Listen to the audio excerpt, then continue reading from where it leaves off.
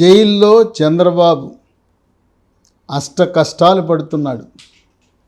ప్రజల కోసం ఆంధ్రప్రదేశ్ రాష్ట్రాన్ని దేశంలోనే అగ్రస్థానంలో నిలబెట్టాలనే సంకల్పంతో రాత్రనక పగలనక అహర్నిశలు తన జీవితాన్ని మొత్తం దారపోసిన వ్యక్తి ఈ రోజున ఆయన జైల్లో పడుతున్న కష్టాలు చూసి అనేక మంది గ్రామీణ వాసులు, మహిళలు, రైతులు, కౌలు రైతులు, విద్యాధికులు, మేధావులు అందరూ కూడా చూసి ఇది పరాయి వాళ్ళకి ఎవరికి కూడా ఇటువంటి కష్టాలు రాకూడదని విధి, ఆ విధిని ఎవరు కూడా తప్పించుకోలేం. విశేషం ఏంటంటే ఈ రాజమండ్రి సెంట్రల్ జైలుని అత్యాధునిక వసతులతో నిర్మాణం చేయించింది తెలుగుదేశం ప్రభుత్వం, చంద్రబాబు నాయుడు. ఆయన కలలో కూడా ఊహించి ఉండడు ఇలాంటి ఆధునిక జైళ్ళలో తాను ఉండవలసిన అవసరం వస్తుందని. తన చేతులతో నిధులు కేటాయించి నిర్మాణం చేయించిన ఆ జైల్లో ఆ మహానుభావుడు ఆయన స్నానం చేయటానికి నీళ్లు కూడా, వేడి నీళ్ళు కూడా రాని పరిస్థితి, చన్నీళ్లే దిక్కైని. వాళ్ళు జైళ్ళ శాఖ ఇచ్చిన సమాచారం ప్రకారం ఇక్కడ సోలార్ ఉంది, సోలార్ హీటర్ సరిగా పనిచేయటం లేదు, అందువల్ల వేడి నీళ్ళు రావటం లేదు, త్వరలో దాన్ని మరమ్మతులు చేయించి వేడి నీళ్ళు వచ్చేలా చేస్తామని వాళ్ళు చెబుతున్నా చంద్రబాబు నాయుడు ఒక ప్రత్యేక ఖైదీగా పరిగణించాలి. సరే, జైలుకి వెళ్ళటం అనేది ఏం తప్పేం కాదు. ఆనాడు ప్రపంచ దేశాలను శాసించిన ఇందిరాగాంధీ ప్రధానమంత్రి, ఆమె కూడా జైలుకి వెళ్ళింది. అనేక మంది ప్రధానమంత్రులు, ఎమర్జెన్సీ సమయంలో దేశాన్ని పరిపాలించిన వాజ్పేయి, దేవేగౌడ, ములాయం సింగ్ యాదవ్, అలాగే లాలూ ప్రసాద్ యాదవ్ అనేక మంది జైలుకి వెళ్ళటం అనేది మనం చూసాం. కనుక కొన్ని రాజకీయ కారణాల వల్ల ఆయన జైల్లో ఉన్న ఆయన జైలు జీవితం అనేది ఒక చరిత్రగా మిగలబోతూ ఉంది. ఆయన అర్ధరాత్రి, ఆదివారం అర్ధరాత్రి 10 సెప్టెంబరు 1:30 రాజమండ్రి జైలుకి చేర్చారు. అక్కడ ఆయనకి ఒక ప్రత్యేక బ్లాక్, స్నేహ బ్లాక్, అక్కడ ఖైదీలందరినీ ఖాళీ చేయించి ఆ బ్లాక్ని శుభ్రంగా శానిటైజ్ చేయించి శుభ్రపరిచి ఎవ్వరూ లేకుండా ఆయనకు ఒక ప్రత్యేక గదిని కేటాయించారు. ఆ జైలు జీవితం అనేది అలవాటు లేక 1:30కి రూమ్లో ప్రవేశించిన ఆ మహానుభావుడికి, మహనీయుడికి తెల్లవారుజామున 4 గంటల వరకు ఆవేదన, తపన, దానివల్ల ఆయనకి నిద్ర పట్ల. 4 గంటలకి అంటే సోమవారం తెల్లవారుజామున 4 గంటలకి ఆయనకి నిద్ర పడితే ఒక 4 గంటల పాటు నిద్రించాడు. సోమవారం 11 సెప్టెంబర్ 8 గంటలకు నిద్రలేచి ఆయన యథావిధిగా నిద్ర లేవగానే, ఈరోజు ఆలస్యమైంది కానీ ఆయన 3-4 గంటల మధ్యన నిద్రలేచి యోగా, ప్రాణాయామము, ధ్యానము, నడక, జైలుకొచ్చిన తన రోజు దినచర్యని అలాగే కొనసాగించి అవన్నీ పూర్తయిన తర్వాత ఆయన ఉదయం, ఆయన గత 30 సంవత్సరాలుగా సాత్విక ఆహారము, శాకాహారమే తీసుకుంటున్నాడు.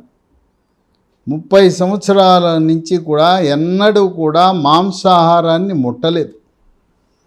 ఆయన సోమవారం ఉదయం బ్రేక్ఫాస్ట్, టిఫిన్గా పండ్ల ముక్కలు, ఫ్రూట్ సాలడ్, రకరకాల పండ్ల ముక్కలు, దాంతోపాటు షుగర్ లేకుండా బ్లాక్ కాఫీ అవి తీసుకున్నాడు.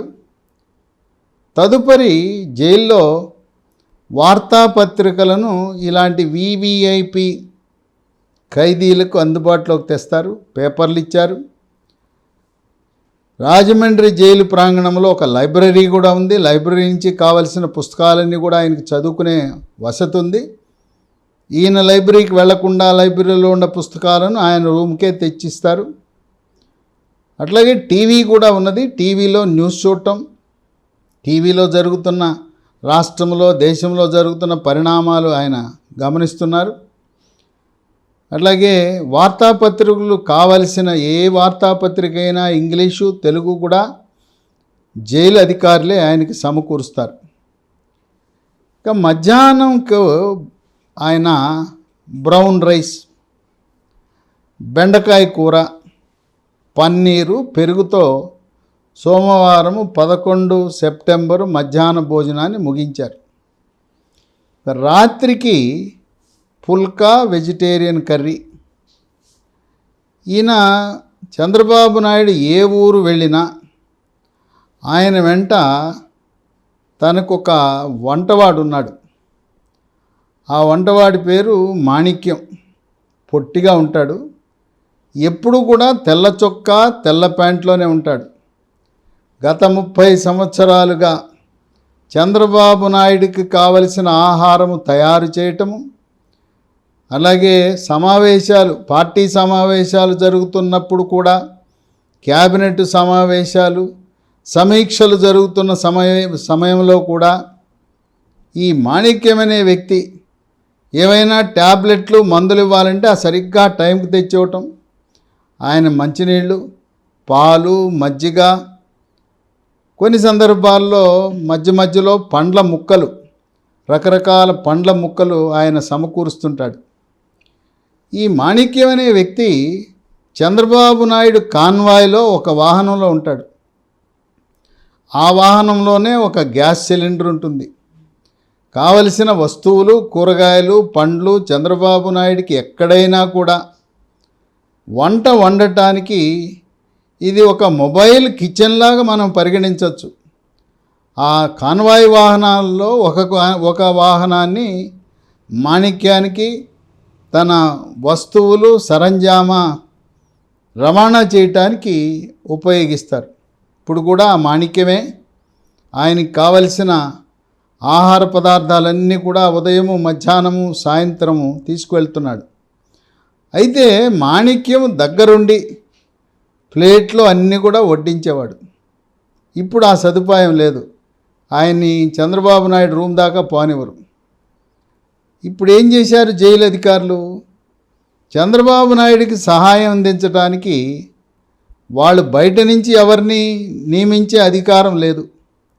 అందువల్ల ఏం చేశారంటే 1 సంవత్సరం పాటు శిక్ష పడిన ఒక మంచి ఖైదీ అంటే ఆవేశపడి అయోమయం, గందరగోళం, ఏదో నేరం చేసిన వ్యక్తి, సంవత్సరం శిక్ష పడింది, మంచివాడు, అలాంటి ఒక మంచి చరిత్ర కలిగి నడవడిక బాగున్న ఒక ఖైదీని గుర్తించి ఆ ఖైదీని చంద్రబాబు నాయుడికి సహాయకుడిగా పెట్టారు.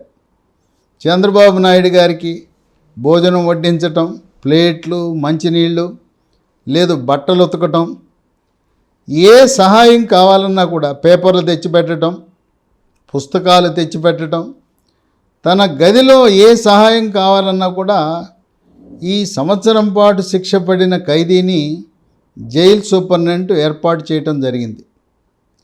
ఇక ములాఖత్ అంటే కుటుంబ సభ్యులు కానీ, స్నేహితులు కానీ, లాయర్లు కానీ కలిసే ప్రక్రియని జైల్లో ములాఖత్ అంటారు. కుటుంబ సభ్యులకు వారానికి 2 రోజులు అనుమతిస్తారు.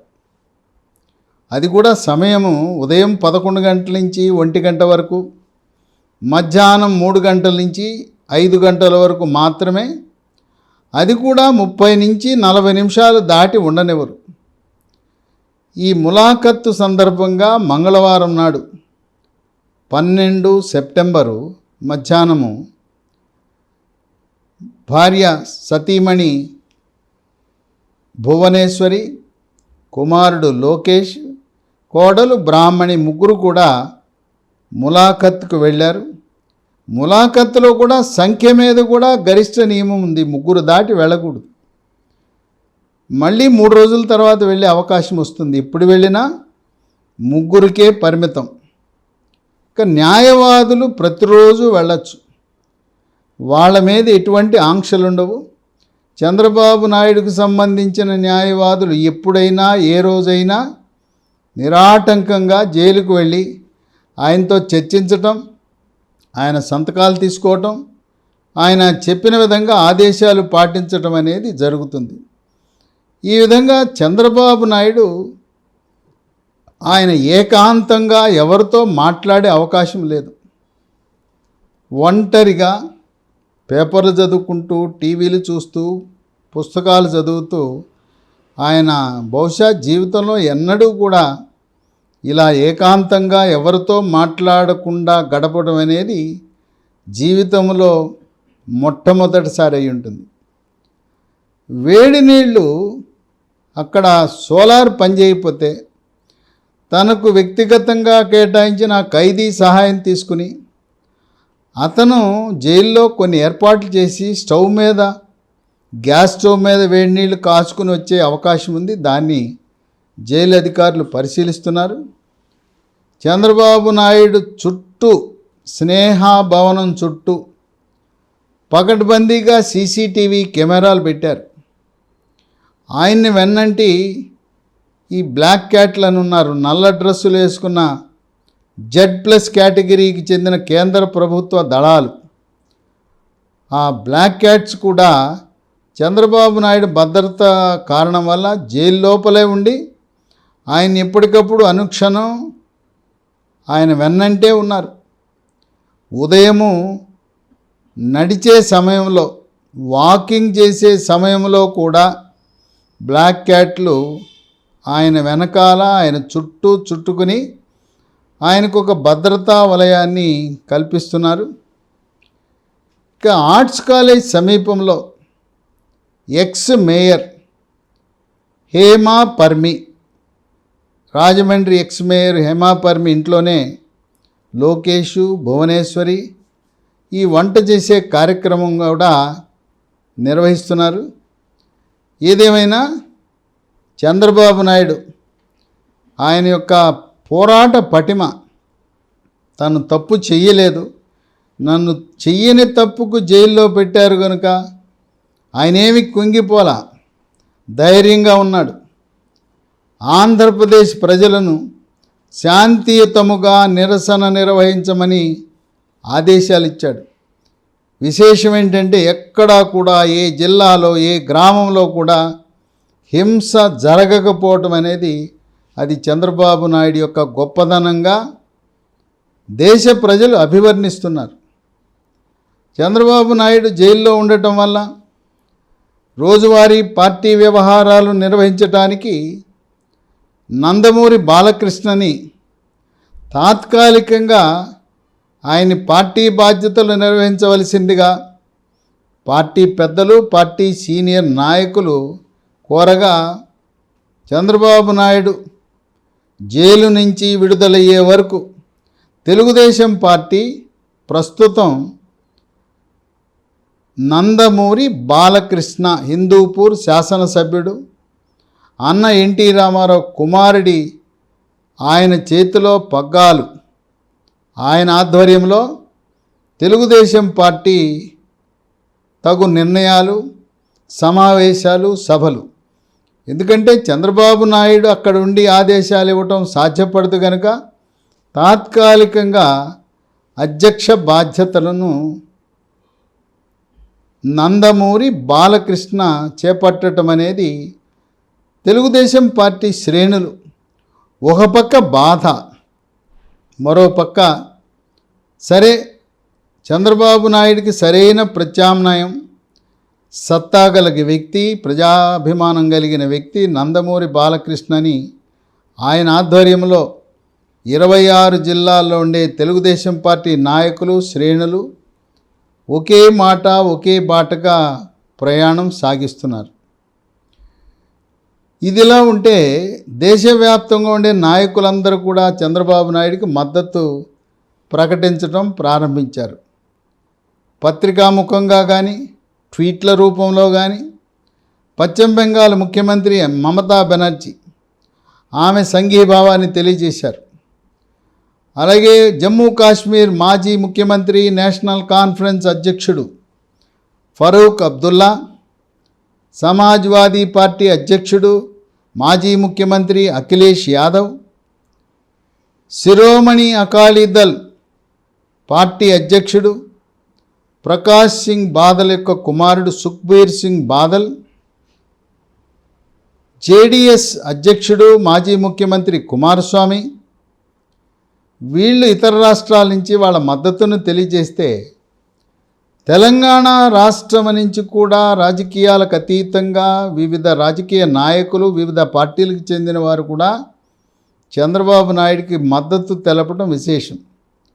ఎందువల్లనంటే వాళ్ళు ఈరోజు చంద్రబాబు నాయుడికి మద్దతు తెలపడం ద్వారా వారి వారి నియోజకవర్గాల్లో తెలంగాణ రాష్ట్రంలో తెలుగుదేశం అభిమానులు, ఎన్టీఆర్ అభిమానులు, తెలుగుదేశం పార్టీ శ్రేణులు వాళ్ళందరూ కూడా వాళ్లకు వారి వారి నియోజకవర్గాల్లో సానుభూతి తెలియజేయటం ద్వారా, సానుభూతి ప్రదర్శించడం ద్వారా రాజకీయంగా రాబోయే శాసనసభ, లోక్సభ ఎన్నికల్లో లబ్ధి పొందే అవకాశం ఉంది.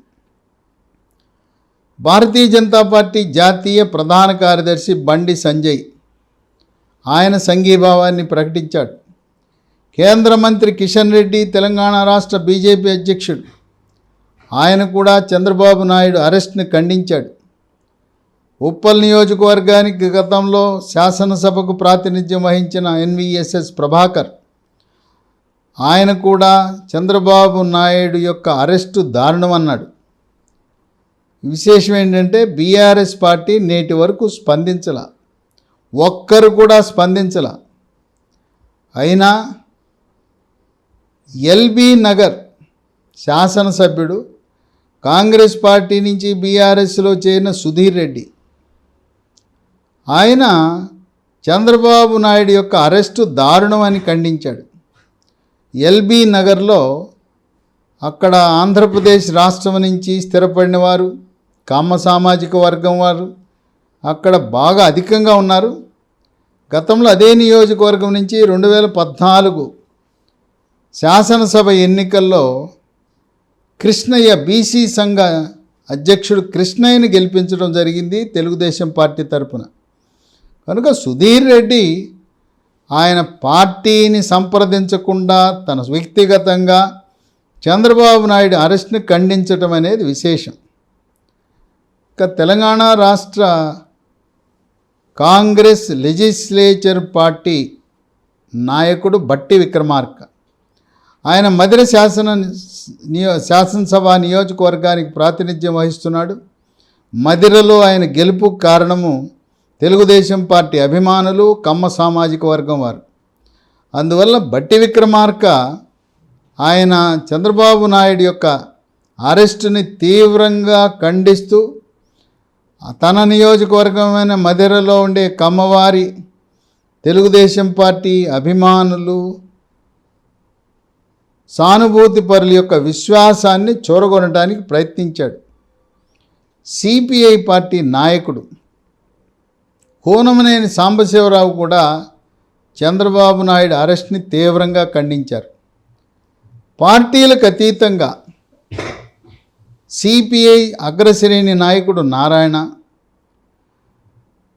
ఆంధ్రప్రదేశ్ రాష్ట్ర కార్యదర్శి రామకృష్ణ, సిపిఎం నాయకుడు బివి రాఘవులు, ఇక్కడ చూస్తుంటే ఇండియా కూటమిలో ఉండే విపక్షాలకు సంబంధించిన అన్ని పార్టీల వారు కూడా స్పందించి సీనియర్ నాయకుడు చంద్రబాబు నాయుడిని అరెస్ట్ చేయటం దారుణమని వాళ్ళ యొక్క సానుభూతిని తెలియజేస్తూ వారి సంఘీభావాన్ని తెలియజేశారు. అయితే భారతీయ జనతా పార్టీ జాతీయ కార్యదర్శి సత్యకుమార్ ఆయన ఢిల్లీ వెళ్ళి జేపీ నడ్డా భారతీయ జనతా పార్టీ జాతీయ అధ్యక్షుడికి ఆంధ్రప్రదేశ్ రాష్ట్రంలో జరుగుతున్న పరిణామాలన్నీ పూసగుచ్చినట్లు వివరించారు. ఆ విధంగా చంద్రబాబు నాయుడికి రోజు రోజుకి తెలుగు రాష్ట్రాల్లో ప్రజలే కాదు, దేశవ్యాప్తంగా ఉన్న వివిధ రాజకీయ పార్టీల మద్దతు క్రమేణా పెరుగుతోంది. అయినా చంద్రబాబు నాయుడు ఈ రోజున న్యాయ దేవతను నమ్ముకున్నాడు, న్యాయ పోరాటం చేయబోతున్నాడు. న్యాయం ధర్మం ఏనాటికైనా గెలుస్తుందనే ఒక బలమైన విశ్వాసంతో నేను తప్పు చెయ్యలేదు, చెయ్యని నేరంకి రాజకీయంగా నన్ను ఇబ్బంది పెట్టే కారణంగా ఎన్నికలు సమీపిస్తున్న తరుణంలో జమిలి ఎన్నికలు వస్తే ఎన్నికలు ముందస్తుగా జరిగే అవకాశం ఉన్నది, రాజకీయ లబ్ధి కోసం నన్ను అప్రదిష్ట పాలు చేయాలని ఒక ఆలోచనతో కుట్రపూరితంగా రాజకీయ కక్షతో పగ ప్రతీకారం తీర్చుకోవడానికి నన్ను జైల్లో పెట్టారని ఆయన వాపోవటం అనేది విశేషం. ఏదైనా కొంతమంది మహిళలు, గ్రామీణ వాసులు, అయ్యో బిడ్డ చంద్రబాబు నాయుడు మన కోసం జైలుకి వెళ్ళాడు, మనం కూడా ఆయన మళ్ళీ ముఖ్యమంత్రిగా తిరిగి రప్పించుకోవాలనే ఒక దృఢ సంకల్పంతో రాష్ట్ర వ్యాప్తంగా, ఆంధ్రప్రదేశ్ రాష్ట్ర వ్యాప్తంగా ఉన్న అందరూ పార్టీలకు అతీతంగా సానుభూతి పవనాలు విపరీతంగా వీస్తున్నాయి అని చెప్పి విశ్లేషకులు భావిస్తున్నారు.